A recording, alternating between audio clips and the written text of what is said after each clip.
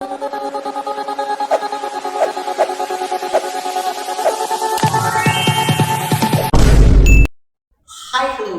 இன்னைக்கு இந்த வீடியோவில் எந்த விஷயத்தை பற்றி பேச போகிறோம், யாரை பற்றி பேச போகிறோம் அப்படின்னு சொல்லி கேட்டோம் அப்படின்னா, ஒட்டுமொத்த இந்தியாவுமே பெருமைப்படக்கூடிய விதத்தில் வந்துட்டு சர்வதேச விண்வெளி நிலையம் இருக்கு இல்லையா, அதுக்கு போயிட்டு திரும்பின முதல் இந்திய வீரராக வந்துட்டு பார்த்தோம் அப்படின்னா சுபான்ஷு சுக்லா மாறி இருக்காரு அப்படின்னு சொல்லலாம். ஸோ நம்ம சொல்கிறதுக்காக இருந்தாலும் சரி, இல்லை நியூஸில் படிக்கிறதுக்காக இருந்தாலும் சரி, அது ஒரு கூஸ்பம்பான விஷயமா பார்க்கப்படுது அப்படின்னு தான் சொல்லணும். இன்னும் ஒரு வருஷம் கழிச்சு பார்த்தோம் அப்படின்னா ககன்யான் திட்டம் இருக்கு இல்லையா, அதன் மூலியமாக ஸ்பேஸுக்கு வந்துட்டு இந்தியர்கள் அனுப்பணும் அப்படின்னு சொல்லி இருக்கக்கூடிய இந்தியாவுடைய கனவு திட்டத்தை வந்து நிறைவேற்றுறதுக்கோ இப்போ போயிட்டு வந்துருக்கக்கூடிய சுபான்ஷு சுக்லா இருக்கார் இல்லையா, அவருடைய பயணம் அப்படின்றது ரொம்பவே முக்கியத்துவம் வாய்ந்த ஒரு விஷயமா பார்க்கப்படுது அப்படின்னு சொல்லலாம். ஸோ இப்போ போயிருக்கக்கூடிய சுக்லாக்கு வந்துட்டு பார்த்தோம் அப்படின்னா இஸ்ரோ சார்பில் வந்து 7 மைக்ரோவிட்டி டாஸ்க் அப்படின்ற மாதிரி கொடுக்கப்பட்டிருக்கு.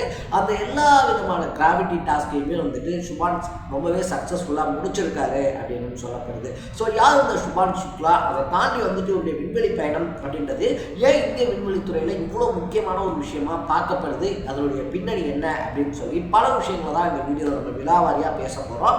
அதுக்கு முன்னாடி நம்ம சேனலுக்கு நீங்கள் புதுசாக வந்திருந்தீங்க அப்படின்னா இதே மாதிரி அப்பப்போ அப்டேட்டாக போயிட்டு இருக்கிற விஷயங்கள், அது கரண்ட் அஃபேர்ஸாக இருந்தாலும் சரி, பாலிடிக்ஸாக இருந்தாலும் சரி, ஸ்போர்ட்ஸாக இருந்தாலும் சரி, அப்பப்போ அப்டேட்டாக போயிட்டு இருக்கிற விஷயங்களை நீங்கள் தொடர்ந்து தெரிஞ்சுக்கணும் அப்படின்னு ஆசைப்பட்டீங்கன்னா மறக்காம சேனலை ஃபாலோ பண்ணி சப்ஸ்கிரைப் பண்ணிக்கோங்க.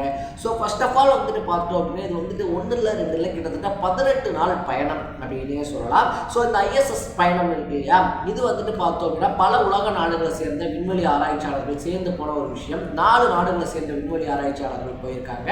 அங்கே பலகட்ட ஆய்வுகள் அப்படின்றதும் நடத்தப்பட்டிருக்கு அப்படின்னே சொல்லலாம். ஃபர்ஸ்ட் ஆஃப் ஆல் வந்துட்டு யார் இந்த சுபான்ஷு சுக்லா அப்படின்னு சொல்லி பார்த்தோம் அப்படின்னா 1985 உத்தரப்பிரதேசம் இருக்கு இல்லையா, அங்கே அக்டோபர் 10ஆம் தேதி பிறந்த ஒரு பையன் தான் சுபான்ஷு சுக்லா. சின்ன வயசுல இருந்துட்டு வந்துட்டு அவர் ஸ்பேஸை பற்றியும் இந்த விமானங்கள் இருக்கு இல்லையா அதை பற்றியும் படிக்கிறதுல எக்கச்சக்கமான இன்ட்ரெஸ்ட் அப்படின்றது வந்துட்டு இருந்திருக்கு.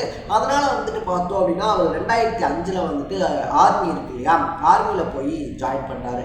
அதுக்கப்புறமா அங்கேயே வந்துட்டு பார்த்தோம் அப்படின்னா கம்ப்யூட்டர் சயின்ஸ் படிக்கிறதா இருந்தாலும் சரி, அதை தாண்டி அடுத்தடுத்த கட்டத்துக்கு அவர் படித்து 2006 வந்துட்டு ஏர்ஃபோர்ஸில் ஜாயின் பண்ணுறாரு அப்படின்னு சொல்லலாம். ஏர்ஃபோர்ஸில் வந்துட்டு பார்த்தோம் அப்படின்னா SU-30, MiG-21, MiG-29, ஜாகுவார் அப்படின்னு சொல்லக்கூடிய ரொம்ப அதிவேகமான போர் விமானங்கள் இருக்கு இல்லையா, அதை இயக்குறாரு. அதுவும் 1 இல்லை 2 இல்லை கிட்டத்தட்ட 2000 மணி நேரம் வந்துட்டு அந்த போர் விமானங்களை இயக்கின எக்ஸ்பீரியன்ஸ் அப்படின்றது சுக்லாக்கு இருக்கு. ஸோ இப்படி அந்த எக்ஸ்பீரியன்ஸோட வந்துட்டு பார்த்தோம் அப்படின்னா இந்தியாவில் இருக்கக்கூடிய அந்த ஏர் ஸ்பேஸ் இருக்கு இல்லையா, ஸோ இந்தியாவில் இருக்கக்கூடிய அந்த ஏர்ஃபோர்ஸில் முக்கியமான நபராக சுக்லா மாறுறாரு. அப்படி இருக்கும்போது தான் பார்த்தோம் அப்படின்னா அவருக்கு இஸ்ரோ இருக்கு இல்லையா, இஸ்ரோவில் அவர் இருந்து ஒரு சில விஷயங்கள் அப்படின்றத சொல்றாங்க. ஸோ இந்த மாதிரி வந்துட்டு விண்வெளி வீரராக சுக்லா இருக்கார் இல்லையா, அவரை மாற்றுறதுக்கான நடவடிக்கை அப்படின்றத எடுக்கிறாங்க. அப்படி எடுத்ததுக்கு அப்புறமா IAM அப்படின்னு சொல்லக்கூடிய விண்வெளி மருத்துவ நிறுவனம் இருக்கு இல்லையா, ஸோ அங்கே வந்துட்டு பார்த்தோம் அப்படின்னா சுக்லாக்கு எல்லா விதமான உடல் டெஸ்ட்டுகளுமே எடுக்கப்படுது.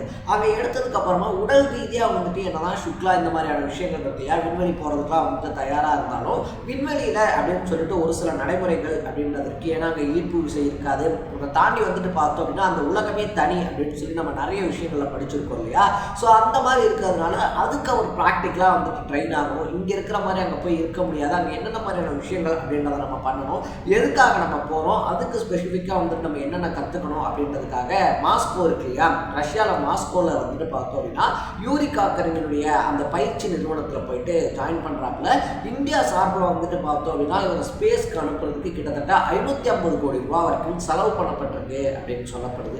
ஏன்னா இங்கே வரக்கூடிய நாட்கள் இருக்கு இல்லையா, சர்வதேச ஆராய்ச்சி நிலையமாக இருந்தாலும் சரி, இல்லை விண்வெளிக்கு ஆட்கள் அனுப்புறதா இருந்தாலும் சரி, அது வந்துட்டு ஒரு ரொம்ப பெரிய ரேஸ் மாதிரி உலக நாடுகள் மத்தியில் போய்கிட்டு இருக்கக்கூடிய சுச்சுவேஷனில் ஸோ இந்தியாவை வந்துட்டு பார்த்தோம் அப்படின்னா அதுக்கு முழு எஃபர்ட் அப்படின்றது போட்டுக்கிட்டு இருக்காங்க அப்படின்னு சொல்லலாம்.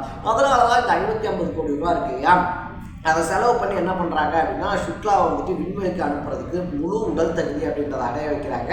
அதுக்கப்புறமா அவர் விண்வெளிக்கு போகிறாப்புல அப்படின்னு சொல்லலாம். அங்கே நம்ம முன்னாடியே சொன்ன மாதிரி கொடுத்த 7 டாஸ்க்ஸ் இருக்கு இல்லையா, அதை சக்ஸஸ்ஃபுல்லாக முடிச்சுட்டு ரிட்டர்னும் ஆகிட்டார்.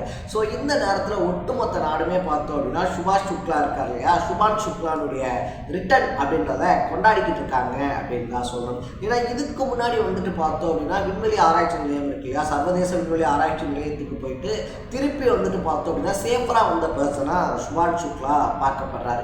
அவரை வச்சு பார்த்தோம் அப்படின்னா இன்னும் ஒரு 3-4 வாரத்துக்கு அவரால் நார்மல் பீப்புள்ஸ் மாதிரி இருக்க முடியாது. ஸோ அதை தாண்டி வந்துட்டு பார்த்தோம் அப்படின்னா உடல் ரீதியாகவும் மன ரீதியாகவும் பல பிரச்சனைகள் அப்படின்றத ஸ்பேஸ்க்கு போயிட்டு வர எல்லாருமே ஃபேஸ் பண்ணுறது தான் அப்படின்னே சொல்லலாம். எலும்பு தேய்மானத்தில் ஆரம்பித்து பார்த்தோம் அப்படின்னா உடல் அது அதிகரிக்கிறது, இந்த மாதிரி பல பிரச்சனை அப்படின்றத அவங்க ஃபேஸ் பண்ணுவாங்க. அப்படின்றதுனால விண்வெளி ஆராய்ச்சியாளர்களுக்குன்னு சொல்லி மறுவாழ்வு திட்டம் அப்படின்னு சொல்லியிருக்கு. குறைஞ்சது 2 வாரங்களுக்கு பார்த்தோம் அப்படின்னா அவங்க அடுத்தடுத்த டெஸ்ட் அப்படின்றதுக்கு உட்படுத்தப்படுத்துவாங்க. அவங்க உடல்நிலை இருக்கு இல்லையா, அது சீராக்கப்படுற வரைக்கும் அவங்களுக்கான அடுத்தடுத்த கட்ட விஷயங்கள் என்னென்ன பண்ணுமோ எல்லா தயார் நிலையில் இருக்கும் அப்படின்னு சொல்லியும் இஸ்ரோ சார்பில் அறிவிக்கப்பட்டிருக்கு.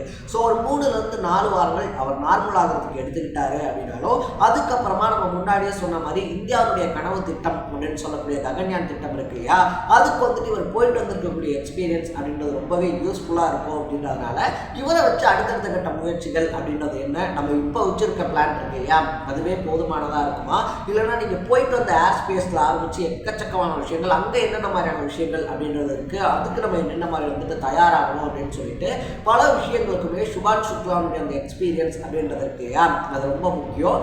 இந்திய விண்வெளித்துறை அடுத்த கட்டத்துக்கு போகிறதுக்கான முயற்சிகள் எல்லாத்தையுமே சுபாஷ் சுக்லாவுடைய மேற்பார்வையில் இது பண்ணப்படும் அப்படின்னு எக்ஸ்பெக்ட் பண்ணப்படுது. ஸோ நீங்கள் இந்த விஷயத்தை பற்றி என்ன நினைக்கிறீங்க? நம்மளாம் பலருமே வந்துட்டு பார்த்தோம் அப்படின்னா வேலைனா வந்துட்டு அது இன்ஜினியரோ டாக்டரோ இல்லை டீச்சரோ அப்படின்ற மாதிரி நினச்சிக்கிட்டு இருக்கும்போது ஒரு சிலர் வந்துட்டு பார்த்தோம் அப்படின்னா இந்த மாதிரி பல ஃபீல்டில் சாதனை அப்படின்றத பண்ணிக்கிட்டு தான் இருக்காங்க அப்படின்னு சொல்லலாம். ஸோ இன்னும் பல சுபாஷ் சுக்லாக்கள் உருவாக்க வேண்டும். அதை தாண்டி வந்துட்டு பார்த்தோம் அப்படின்னா இந்தியன் ஸ்பேஸ் இருக்கு இல்லையா, ஸ்பேஸ் ரிசர்ச் சென்டர் இஸ்ரோ இருக்கு இல்லையா, ஸோ இஸ்ரோ அடுத்த கட்டத்துக்கு போகணும். இந்த மாதிரி நிறைய ஆராய்ச்சியாளர்கள் வந்து இந்திய விண்வெளித்துறையை அடுத்த கட்டத்துக்கு கொண்டு போகணும் அப்படின்றதான் என்னுடைய பர்சனல் ஆசை அப்படின்னு சொல்லலாம். நீங்கள் சுபாஷ் சுக்லாவை பற்றி என்ன நினைக்கிறீங்க அப்படின்றத கமெண்ட்டில் போட்டு இதே மாதிரி அப்பப்போ அப்டேட்டாக போயிட்டு இருக்கக்கூடிய விஷயங்கள், அது கரண்ட் அஃபேர்ஸாக இருந்தாலும் சரி, பாலிடிக்ஸாக இருந்தாலும் சரி, ஸ்போர்ட்ஸாக இருந்தாலும் சரி, அப்பப்போ அப்டேட்டாக போயிட்டு இருக்கக்கூடிய விஷயங்களை நீங்கள் தொடர்ந்து தெரிஞ்சுக்கணும் அப்படின்னு ஆசைப்பட்டீங்கன்னா மறக்காமல் சேனலை ஃபாலோ பண்ணி சப்ஸ்கிரைப் பண்ணிக்கோங்க. நாளைக்கு இதே மாதிரி இன்னொரு இன்ட்ரெஸ்டிங்கான வீடியோவில் சந்திக்கலாம். Bye bye.